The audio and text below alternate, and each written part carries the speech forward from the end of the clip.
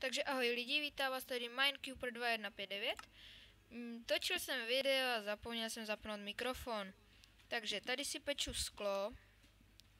Tady už mám upečených nějakých 12 staků. Hromadu sandstone ani ne. Měl jsem plnou čestku písku. Hromadu lopat jsem spotřeboval. Nějaký 2 krumpáče jsem si udělal. Udělal jsem si tady truhlu smeltění, vidíte, že už máme 41 a to jsem si ještě něco dovalil. Nějaký stejky jsem sebral, hromadu koulu jsem těžil. Pak co jsem tady udělal? Tady jsem udělal farmu na houby. Ne, že na nic, ale na houbičky. Naše rostlinky důležité, z kterých se pak vaří polívky. Tady si dělám druhý patro a vlastně vidíte, že to nezamrzá. Zaprvé jsem tam dal lekniny, protože jsem si trochu nevěřil, ale to už jste viděli minule.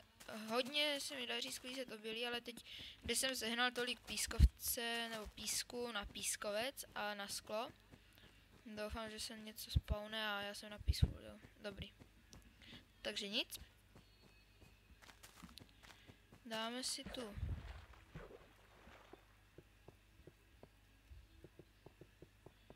Takže si tu dáme malou vycházku přes věčný ledy. Jsem to pojmenoval, věčný ledy. A zase tak věčný nejsou. To je já jen, když jsem šel poprvé. Ovečka, chcípni. Mám vlnu. Ano, už je tady poušť. Tady je to trošičku zarovnaný. Tady jsem už začal trošičku těžit vevnitř.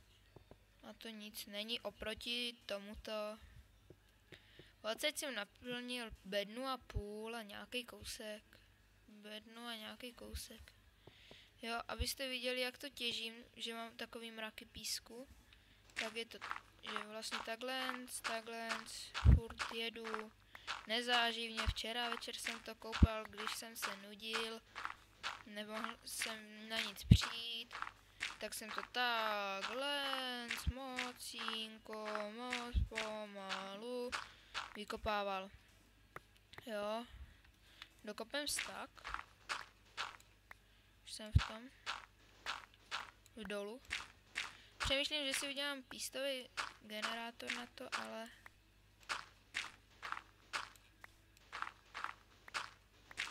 asi se na to vykehnu. A teď jak dělám, že se mi vysměltilo sklo. Logicky. Zajdu si dom, hodím to do pecí. Možná někteří říkáte, ale mělo by to být praktičtější tady smeltit, nemusíš s tím někam běhat.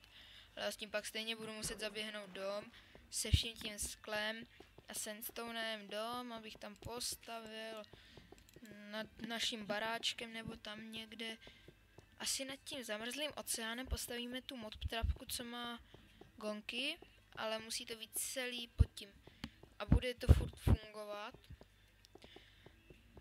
A já se bohužel bojím, že budu muset něco tady osvítit, abych byl trochu v bezpečí. Cestu tam udělám z railu. Takže ten gold se mi bude hodit na power traily. Takže nejnepotřebnější to fakt není surovina. Jo, tady jsem si udělal quick exit. Rychlý odchod. Jo, vidíte, že v téhle textuře jsou pěkný ty dýně a i tráva a vináreva nebo sugarcane se mi líbí ještě víc. Jo, tady jsem si zabednil jump. Zase vedle. A to je tak pořád, furt vedle. Jinak dneska jsem byl na serveru Český Parán Economy. A to je díky tomu, že jsem neměl prakticky co dělat. Jo, vlastně. Tady máme 16.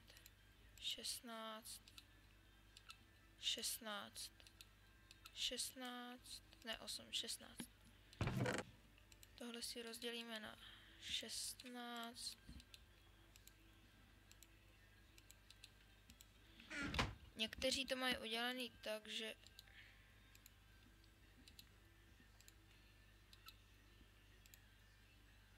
jo, a takhle to vypadá, když smeltím sklo. A z tohohle udělám 2 sandstony. A z těch neudělám hladší sandstony, takže je to v prčicích, takže se nedělám absolutně na nic a můžu si to hodit sem. Jo, takže takhle nějak zatím vyrábím. Teď bude hodně těžení pro mě. Pro vás ani tak ne, vy si budete pokaždý vám ukážu, co jsem natěžila. Budu dělat branch mining, vidíte, že už mám 24. level, z toho asi jen jeden level je zabíjením. Jo, nějaký je tu trošku a tak.